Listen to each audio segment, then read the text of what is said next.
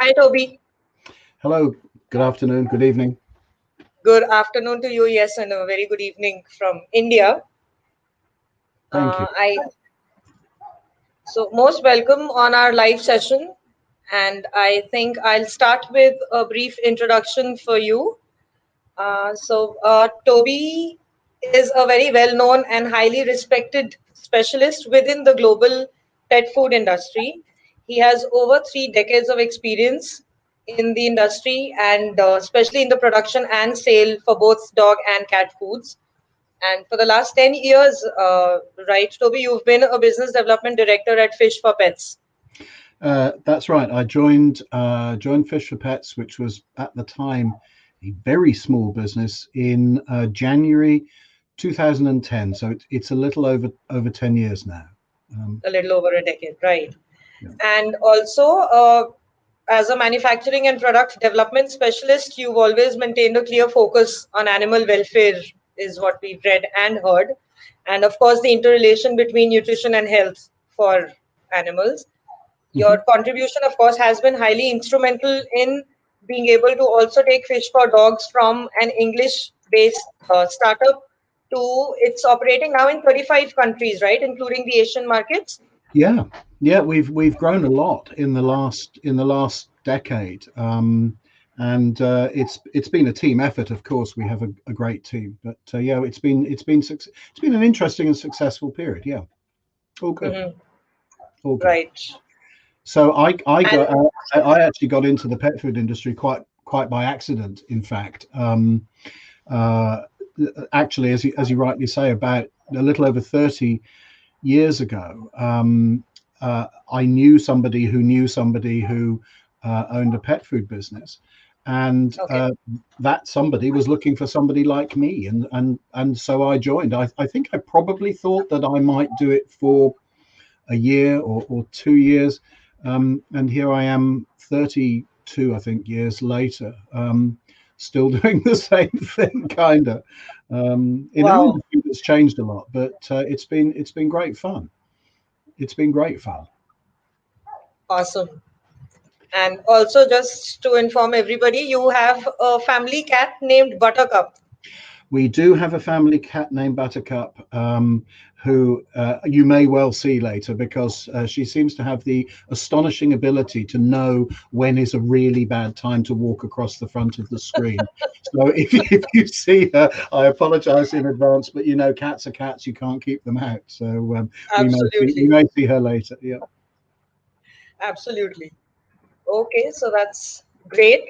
And how has your experience been in the past 30 years? Of course, you Oh, joined not knowing you'll be around for that long, but overall, if you have to think back and share with us how your experience has been. well, um, it's funny. I think that probably my background is like not all, but most people's backgrounds in the pet industry, whether it's food or treats or dog or cat or reptiles or birds or whatever. Hmm. Most people's journey into the pet industry is largely accidental, actually, I think. Um, but one of the things that ties most, I think, people in the industry together, and certainly this is true at Fish for Dogs, Fish for Cats, is a genuine love of what we do. Um, and I think that I particularly like the fact that we participate in a special relationship, the relationship between pet parents and their dogs and cats. And that Right. genuinely is a privilege. It really is. And we never forget, I think, on a daily basis, actually, um, just how significant that is. Now, the picture you Hmm. can see now, is a few of my colleagues. That was a very special day for our business. Actually, we that was the day that we received an award from Her Majesty the Queen. Now, that's not the Queen, of course, but we received an award, which is the Queen's Award for Export.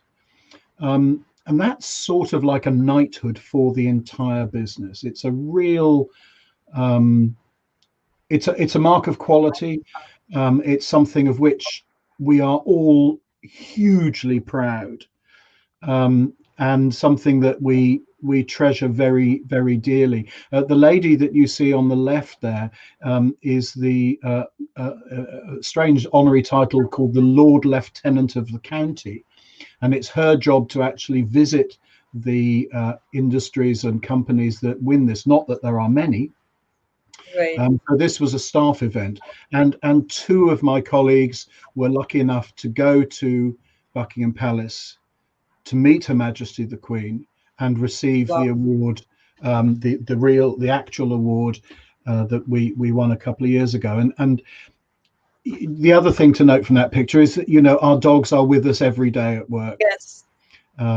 There's about only about 50 people in Fish4Dogs, Fish for Pet Cats in total. Absolutely everybody.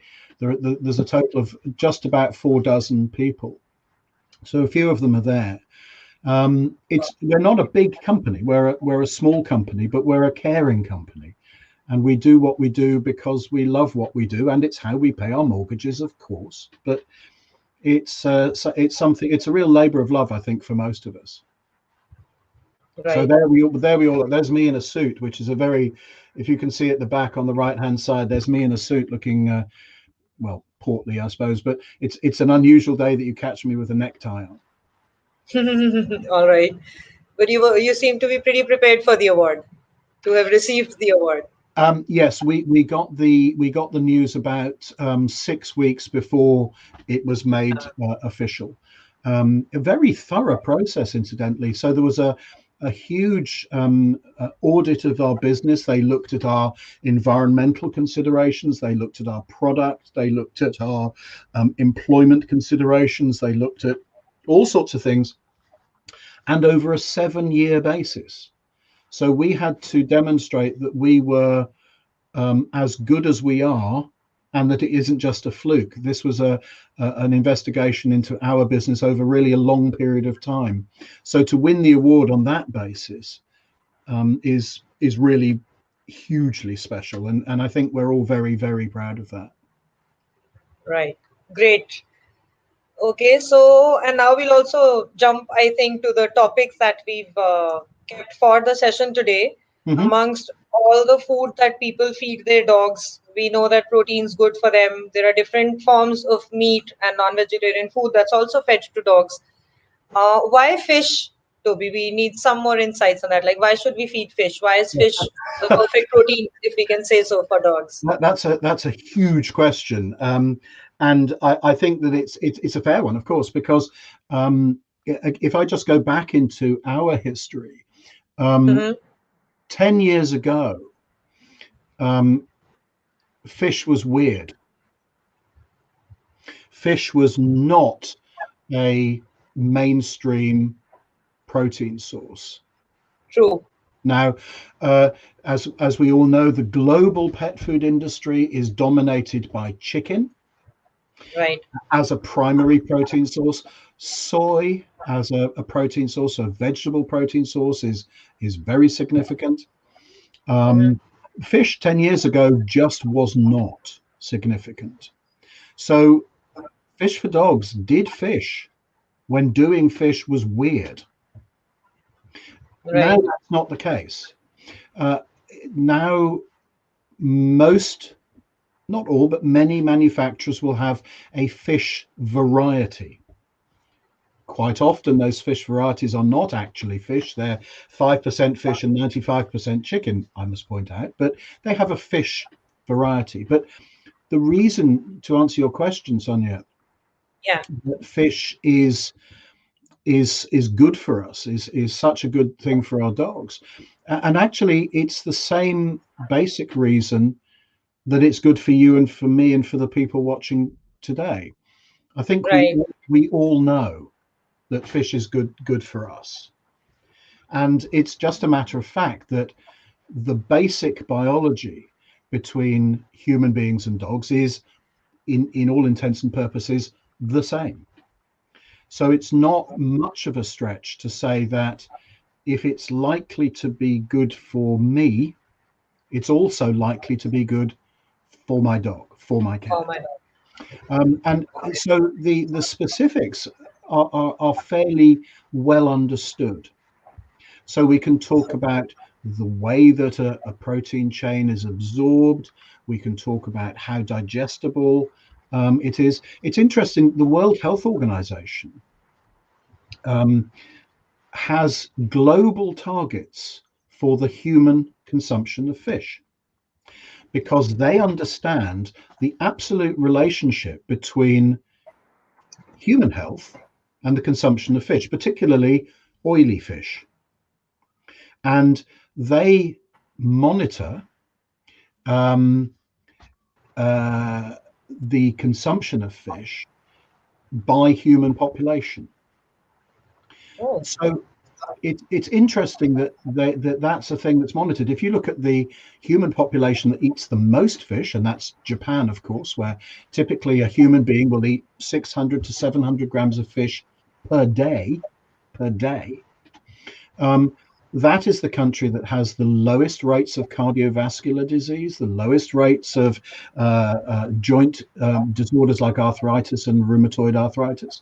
And all of these are understood as being related to the consumption of fish, and particularly the omega oil in the fish. Absolutely. So fish has well been understood for long periods of time as being a really good, clean protein source for mammals. And as I say, the read through between what's good for us and good for our dogs is quite clear.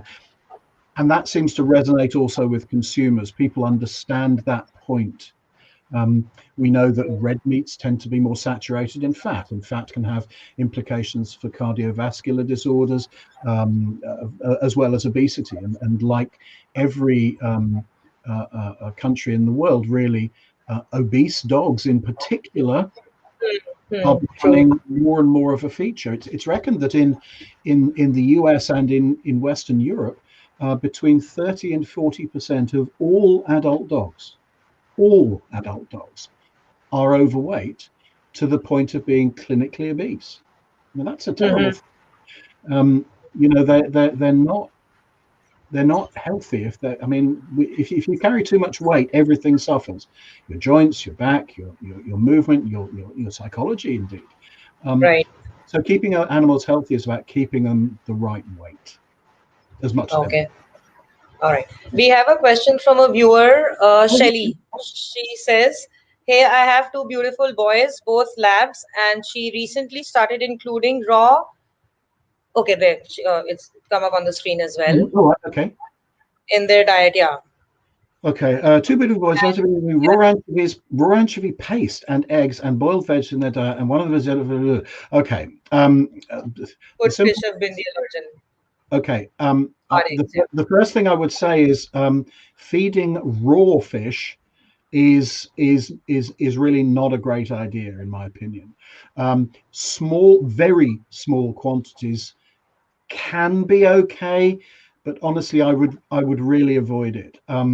It's impossible to say whether the dietary change has caused an intolerance. It's not an allergy; it's an intolerance. But it's a difficult one. Again, if I compare what Shelley has been doing with what we at Fish for Pets do, the list of common allergies within dogs is very well understood. So, for example, we would talk. The most obvious example is grain. Of different sorts, so whether it's wheat or rice or soy, milk and cheese, believe it or not, dairy products are quite common allergens, as are eggs.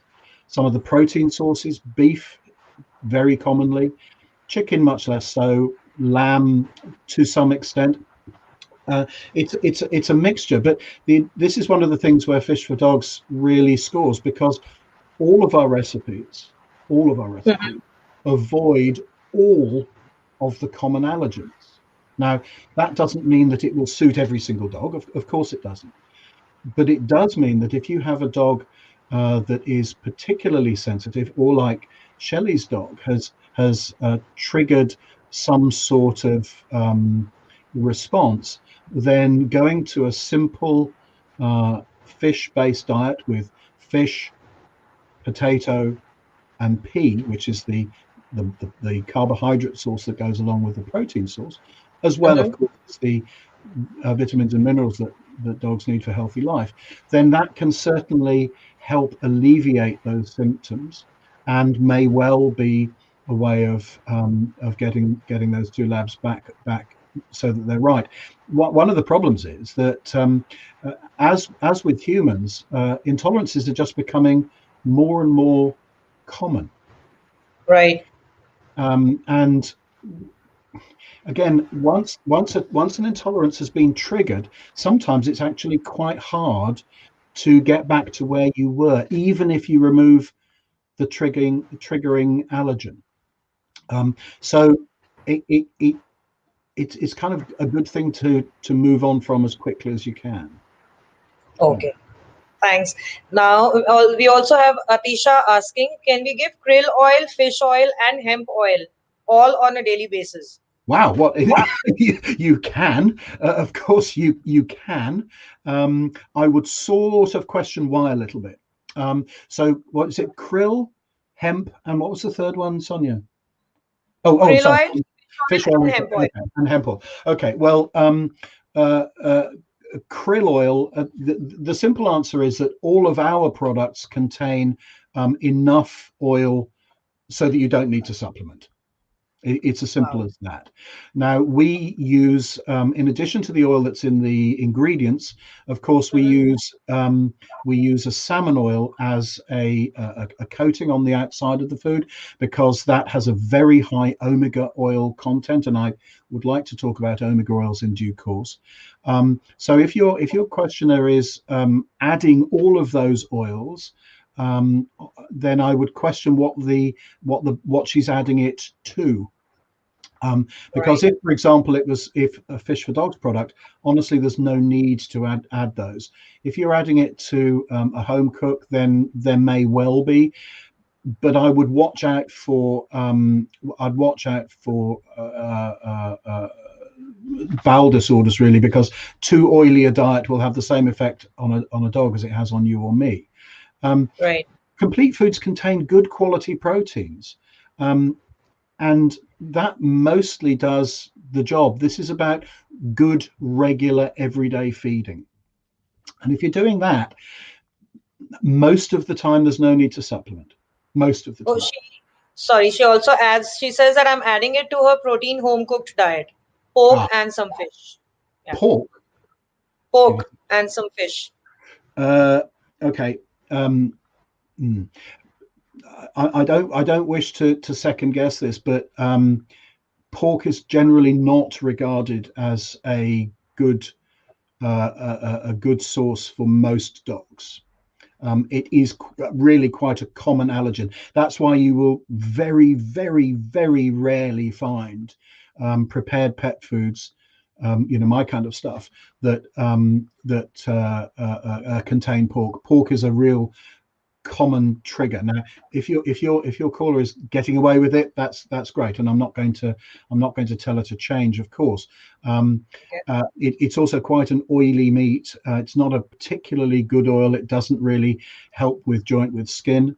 Again, home cooking is an option, but prepared for pet food exists for a reason, and the reason is that um, most pet food manufacturers have um, achieved what's been set out in for them. We've done the work for you, if you like. Hmm. There are two organizations globally, which your listeners may have heard of. One is called AFCO, which is the American Feed Compounding Organization, and the other one is FEDIAF, which is the European equivalent. Now, both of those organizations are scientific organizations, not commercial, and they Hmm. have set out criteria for the contents of food for dogs and cats, all sorts of species, at different life stages.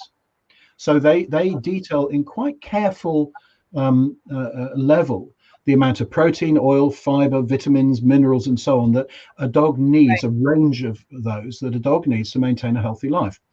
And all of our recipes are formulated to meet those needs. So Hmm. we've done the work. Now, home cooking, I'm not saying that it's impossible. Of course, I'm not, to meet a Yeah. dog's needs. Yeah. It's just that you do have to be quite careful about how you do it. And there is an element of guesswork that you might be getting into with home cooked diets, that is avoidable if you use a prepared diet, because we've done the science, we've done the hard work for you. Right.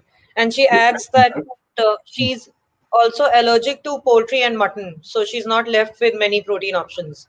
Well, I can think of a good one. Right. If I'm honest, I can think of a good one. Yeah, I think that it's really tempting. Don't get me wrong, and I think that a lot of people like to think that they're doing their best by cooking, home cooking for their dogs, and I understand that.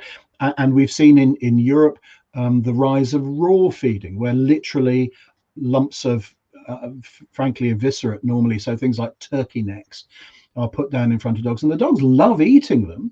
And every Yeah. once in a while, it's not going to do them any harm. But is it a long-term sustainable diet that provides them with everything they need? Well, the simple biological answer is no, it can't. It doesn't. Um, and and that's it. This is where this industry, the industry of which I've been a member for 30 odd years, does provide value. We really do. And that's it. Okay. And we also have a question from Durga. They ask how to cut down my golden retriever, 7 years old boy. He's overweight. Can I substitute chicken with fish? The vet has advised them to not give chicken. Okay. I also see that a just give veg. Well, okay. Okay, it depends how overweight the dog is and how long you've got. 7-year-old golden retriever has got is only halfway through a healthy life. Let's be honest, and that life will be made, well, frankly, shorter and less pleasurable for you and as a pet parent, if the overweight continues. So you're right you've taken the big first step, which is to acknowledge that there's something to do. Yeah. Um, okay. There is no magic to this. There is no magic to this. It's exactly the same criteria that we would use for ourselves. It's a simple balance between calories in and calories out. And if the calories in, what you're eating, are lower than the calories out, then your body will use its reserves, typically of fat. So calories out can be increased by, like us, exercise. So if your dog is used to having one short walk a day, Hmm. start with having one longer walk each day and the same amount of food. And Right. you can reduce the amount of food carefully and safely over a week or two, and increase the amount of exercise, and your dog will, pretty much like me when my wife puts me on a diet, kind of feel a bit angry and resentful and be looking for biscuits. Almost exactly the same. But guess what? With a little bit more exercise and a lot more care in what you feed, then Yeah. the answer is easy. And honestly, a dog should, if a dog, it depends how overweight Durga's dog is. Getting back to a healthy weight can be a 6-month process. Fish is a really good quality protein Yeah. To start with. to start with. The peas and potato that are in our recipes as well have a very good mixed glycemic index. And that's a fancy way of saying that they provide a feeling of satiation. The dog feels full because energy is being released slowly over a longer period of time. So Right. having a good balance of glycemic index carbohydrates, which is what the peas and potato are about, means that the dog feels fuller for longer because they're getting the energy yield that they require. So if Yeah. you So she combine that with says, so if sorry, you combine that with, yeah. she says that he goes for a walk for 30 minutes twice a day. Okay, well, that's great. And you know what? Just add another 10 minutes. Just add another 10 minutes. Go round the block once more. Another. And just it's not about putting the dog on a treadmill and running them hard. It's about just increasing the ordinary activity levels. And another thing, unless there's, and it's also worthwhile. I'm sure that there's been a discussion with the vet. But I think you mentioned that not the vet has advised not to give chicken. I don't understand why, but provided this golden hasn't got some sort of underlying health condition, and it's always worth checking that. There's often environmental considerations to think about as well. Right. Are we absolutely sure that nobody's giving this dog little tidbits from the table, the occasional treat, bag of crisps, or if I'm having a biscuit, my dog gets a biscuit, all of those things? Now, you'd be surprised how those add up.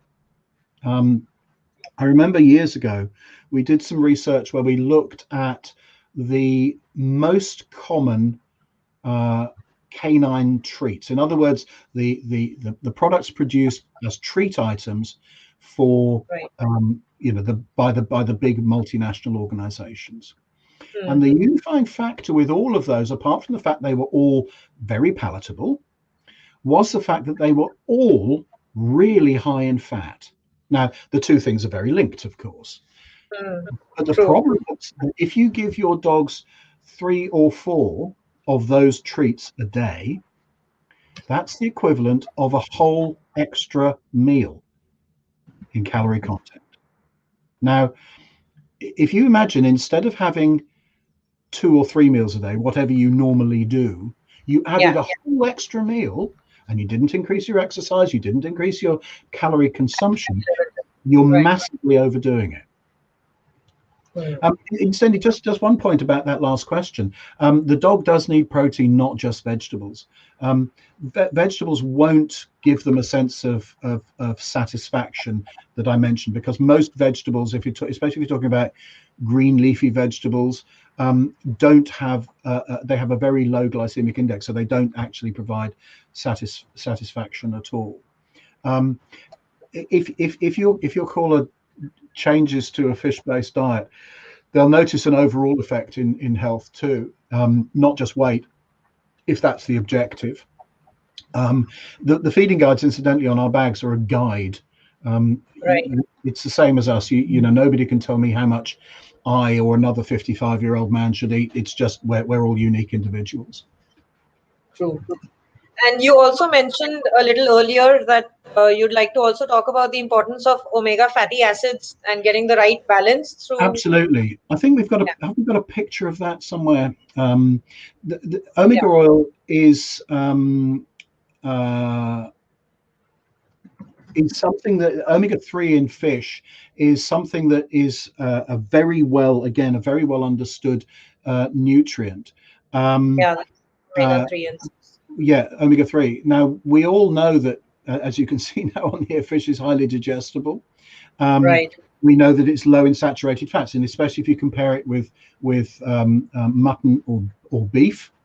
We're going backwards and forwards in our pictures here. Perhaps the next one. There we go. That's the boy.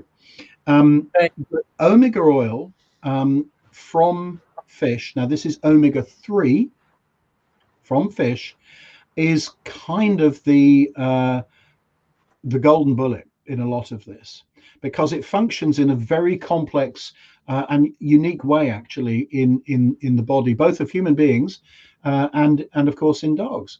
To give you a few examples, we talk about inflammation.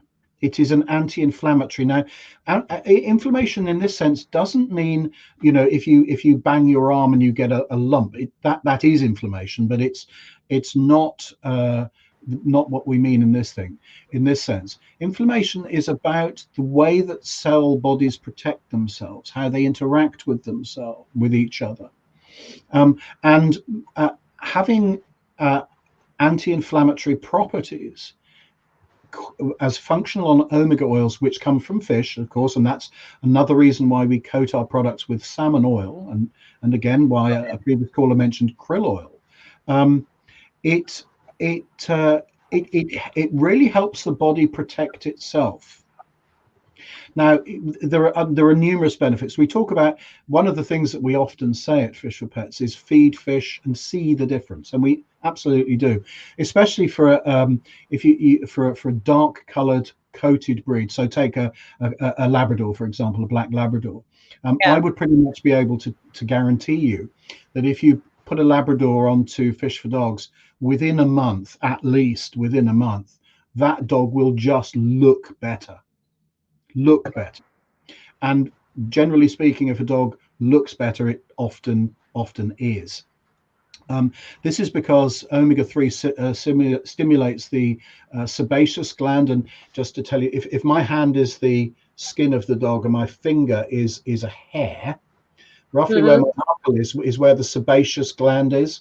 And sebum, which is secreted by the sebaceous gland, is what gives a dog's coat its natural gloss and helps it maintain a water, it's a water repellent. It maintains the health of the skin, and all of those things are achieved through omega oils. In young puppies, there's been measurable research to show that omega oils in a young puppy's diet increase brain function. The way that the synapses work, and the synapses are the gaps that enable how a brain works. It's electrical pulses moving between the synapses, across the synaptic gaps. The electrical conductivity of that synaptic gap is increased with omega oil content, which means that the brain works better and thinks faster. Now, that's an astonishing thing in puppies, because it means that they become more comfortable with their environment. They generally take to training better, and they become kind of more relaxed dogs. This is not empirical research. This is tested research in dogs. So again, this is all about feeding fish. So you can see the difference in things like coat condition in a young dog, the developmental stages. In an older dog, it supports good joint health because of the way that it affects the tendons and the joint areas. So you tend to get, for example, with German Shepherds, where they tend to get awkward bone structures, especially in the back legs, that tends to go away. Dysplasia and what have you in, again, Labradors or big moving dogs, Danes and Newfoundlands and what have you, Bernese, those big movement dogs, they tend to end up with better joints. Now, the body cannot make omega-3 from scratch. It must come from the food, and the best single source of omega oils remains fish. Yeah. Okay. And any specific maybe do's and don'ts of feeding fish to dogs? Well, there's one that we're often asked as it were a don't. Is the potential for fish to become contaminated. Now, one of the things that if you were to just go to the internet and ask, is fish healthy, not specifically about dogs, the internet would tell you to look out for heavy metals. So mercury, lead, arsenic, and cadmium. And that's correct, actually. There is a risk of those heavy metals accumulating in fish. Generally speaking, where those fish come from polluted water sources. Now, and incidentally, those heavy metals tend to accumulate in the liver. Because that's how the biology of a fish works. Fish4Dogs fish does not come from polluted waters. In fact, it comes from, we make our product in Norway, which has arguably the cleanest water on the planet. So cold, clear mixture of fresh and seawater, which is where we grow our salmon. The whitefish that we use comes from the North Atlantic. Again, one of the least polluted seas on the planet. So that's the Right. thing. The fish itself is really low in toxin. And what's more, we only use the fish that you and I would eat. We don't use the areas where the toxins would accumulate. So it's one of those Right. questions which we're often asked, actually, but has a really straightforward answer. And of course, there are there are guidelines and rules about what percentages of heavy metals can remain in a product, and we are our testing shows that we're really, really, really low, even against the very low standard. So that would be a sort of theoretical don't, but it's not a don't at all, because we use very clean, very good quality human fish. As this slide shows you, natural recipes, and our recipes are natural and simple. I've talked about salmon, Yeah. peas, and potato. Now, there's more in it than that, but that's the majority of the ingredient. So you've got a simple, wholesome recipe that is cooked gently and carefully, and it's cooked to ensure that it develops, it yields all of the nutritional requirements for either a young dog or a middle-aged dog or an adult senior or a senior dog. And that's against known science.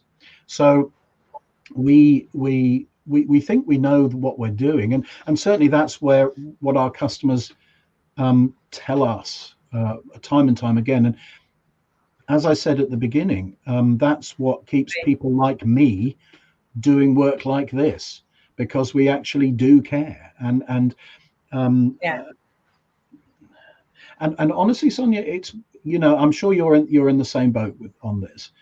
This is what we do for our living, but we're Absolutely. actually massively privileged to participate in this special relationship that people have between their family and their canine family or their feline family. It's very important. Right. And Yeah. if one was to maybe transition from their regular non-vegetarian or vegetarian diet for Mhm. dogs to fish for dogs, how long do you think does it typically take one to transition? Well, a good rule of thumb is Mm-hmm. to allow a week or even two. And Okay. how I would go about that is to start with, if you imagine 100% of the old diet Right. and fish for dogs, over the course of about a week, just reduce one and increase the other. And if you Right. get any contraindications, as we call them, which might mean things like if the dog has an upset tummy, then just take it a little more gently. But as a rule of thumb, a week or 10 days, 2 weeks at the most, really, is enough to make that change. And then it's really about finding the level of nutritional input that your dog needs. As I said, feeding guides are guides, and they're good guides, but Right. then your dog is your dog, and you know your dog better than a feeding guide ever can. So use some common sense on that. It's not a Okay. difficult process. Okay. Yeah. So about a week to 10 days and keep it Yes, gradual, what you're saying. absolutely. The worst thing Okay. you can do, and this is the sort, again, I appeal to human experience. If you're used to eating any diet, let's Mm-hmm. say a typical British diet, whatever that means, and you suddenly went to live in Alaska and ate Right. nothing but a traditional Inuit diet, you would have a terrible time. If you literally went from one to the other, you would have a Right. terrible time until you got used to it. Well, you don't want to have a terrible time. So don't do it too suddenly is the answer. Okay. And if we would quickly maybe try and wrap up all the USPs that you were already Mm. talking about for fish for dogs, what would those be? Sure. I think we've got a slide that shows this, but Yeah, I think so too. I just. it's really straightforward. Mm-hmm. We have a simple product. It's simple in its recipe. It's natural in its format. Mm-hmm. It's made from a low number of high quality ingredients. Mm-hmm. Those ingredients have very clear functional benefits. So we've talked Okay. about the fact that omega oils support joint, skin, and coat. The way that the products are cooked means that they support healthy digestion, that the nutrition is balanced against what the dog needs. And this is not intuition, this is proven science, international science, as I mentioned, AFCO.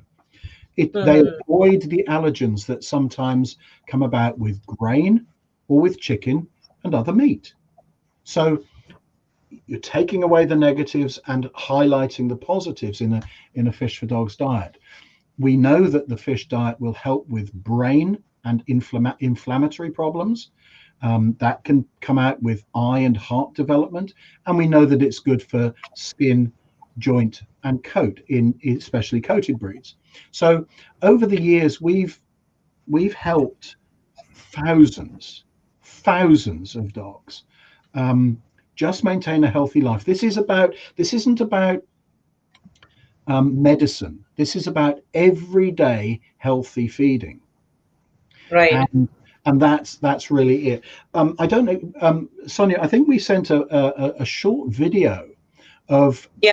one dog that we were able to help in particular, and it's a slightly upsetting video because at the beginning we see that's Lola. Now, Okay. this is at the Birmingham Dogs Home, which is a rescue centre near our UK offices. And Lola, as you can see, when she came into the centre, was in a very, very poor state of health, covered in lesions, those lesions on her body, and malnourished. Now, this series of pictures was produced not by us, but by Birmingham Dogs Home, because we support them. And this particular dog, really, she was just look, she was right.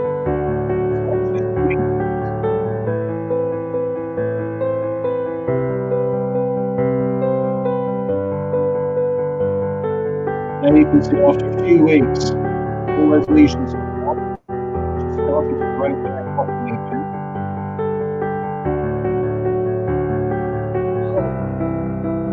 I think at the end we got a little picture of her going to her forever home. Something that frankly was not in her looks. That's not how you want your dog to look. She's happy, but my goodness, there's some coat needed there. Wow. Just a nice little picture at the end.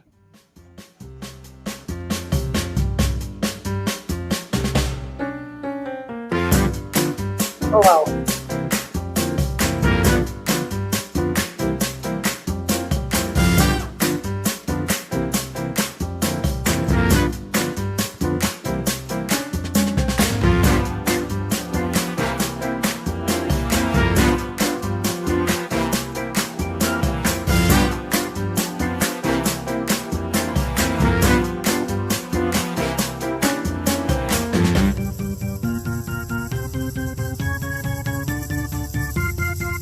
There we go.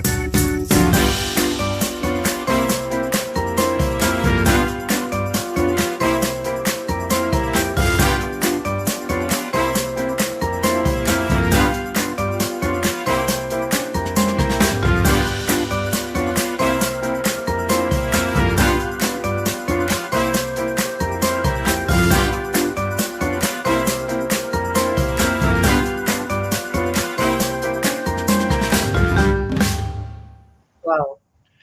And That's nice. that's why we do what we do, if I'm honest. The people that took Lola home, incidentally, were the people that found her originally abandoned on the street. It is kind of a humbling story, and what a terrible state to be in. But it just illustrates the point that if you feed the dog correctly, even a dog that has had such a terrible start, they can come right and live long and happy lives, and that's all we're interested in, really.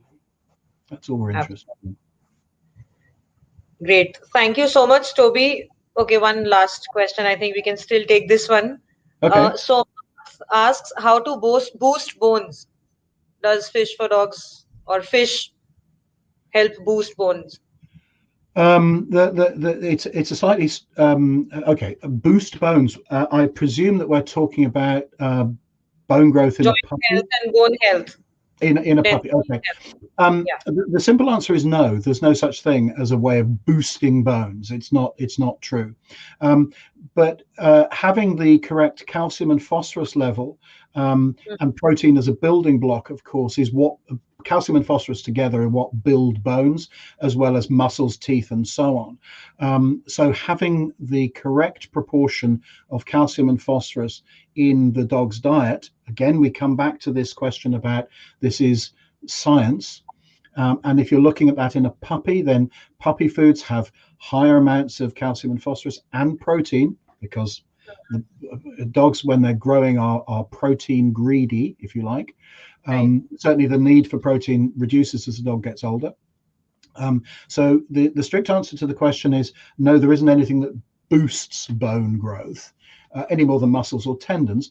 But having the right level of nutrients in a carefully formulated product like Fish4Dogs will ensure that the dog grows at a healthy and sustainable rate. And that means different things for different breeds. So a toy dog, for example, will get to its adult size within about a year, 10 months to 12 months, whereas a giant breed, that can be as long as a year and a half or even longer. So clearly the pace at which healthy bones develop is different according to the breed of the dog. The first year generally is the most important, though, I must point out, because that's when they do the majority of their growing. And actually that's where the foundation of health is laid for the whole of the dog's life, really. Right. All right. Thank you so much, Toby, No and for problem. all the information that you've shared with us and your experience. And You're I'm glad welcome. I wish we had longer. As you can probably tell, I can talk for a long time about this. It's a passionate subject that we that is really close to my heart, and it's been something I've done all my adult life. There's a lot of information online. I think that you have to be careful with it a little bit. It makes sense to talk to your vet if you're concerned about a health issue. Talk to breeders and talk to people like me if that helps too. And where I think the one thing is that we're always generally very happy to help if we possibly can, or make suggestions if we possibly can. Right.